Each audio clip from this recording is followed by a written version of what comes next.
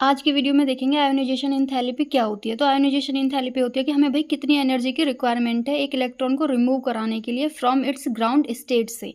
ठीक है, तो ऐसे समझते हैं कि हमारे पास क्या है, पोटेशियम है। पोटेशियम का एटॉमिक नंबर कितना होता है 19। इसे ब्रेक करेंगे तो कैसे होगा 2881 होगा। आउटर मोस्ट शेल में कितना इलेक्ट्रॉन है 1 इलेक्ट्रॉन है।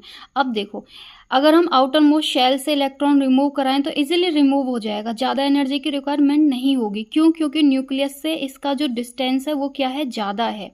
इस वाली शेल का न्यूक्लियस से डिस्टेंस क्या है, ज़्यादा है compare to second, third and fourth को देखें तो।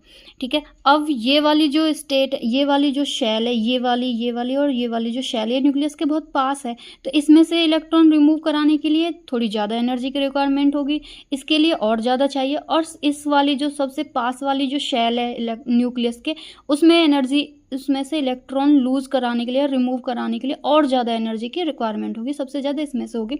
तो यही क्या होती है, हमारी आयोनाइजेशन एंथैल्पी होती है।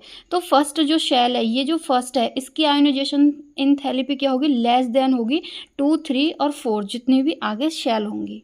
अब ट्रेंड देखते हैं। ट्रेंड क्या है, पीरियड में अगर हम जाएं तो लेफ्ट टू राइट जाएंगे तो हमारी आयोनाइजेशन एंथैल्पी क्या होगी, इंक्रीज होगी। क्यों होगी? क्योंकि सभी का जो शेल रहेंगी वो सेम साइज की रहेंगी, तो जो न्यूक्लियस के पास ज़्यादा रहेंगी तो उनमें से ज़्यादा एनर्जी की रिक्वायर होगी किसको, इलेक्ट्रॉन को रिमूव कराने के लिए, तो इसलिए इनकी आयोनाइजेशन एंथैल्पी क्या होगी, ज़्यादा रहेगी। और अगर हम ग्रुप में देखें, टॉप टू बॉटम जाएं तो आयोनाइजेशन एंथैल्पी क्या रहेगी, डिक्रीज रहेगी। क्यों? क्योंकि इनकी जो शेल है उसका नंबर क्या है, बढ़ गया। नीचे जाने पे सेल का नंबर क्या होता है, बढ़ जाता है, इसलिए आयोनाइजेशन एंथैल्पी क्या रहेगी, डिक्रीज रहेगी। क्योंकि भाई लेस एनर्जी देके भी हम क्या कर सकते हैं, इलेक्ट्रॉन को रिमूव करा सकते हैं। अब देखो, बिना एक्सेप्शन के क्या है, केमिस्ट्री हमारी कंप्लीट ही नहीं है। तो इसमें भी क्या है, हमारे एक्सेप्शन है 2।